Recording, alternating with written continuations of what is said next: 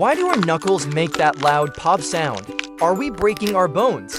Inside your joints, there's a lubricant called synovial fluid. It's like oil for an engine. When you stretch your finger, you increase the space between joints. This drops the pressure, causing gas bubbles to form and collapse instantly.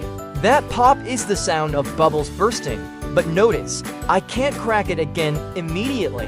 It takes about 20 minutes for the gas to dissolve back into the fluid.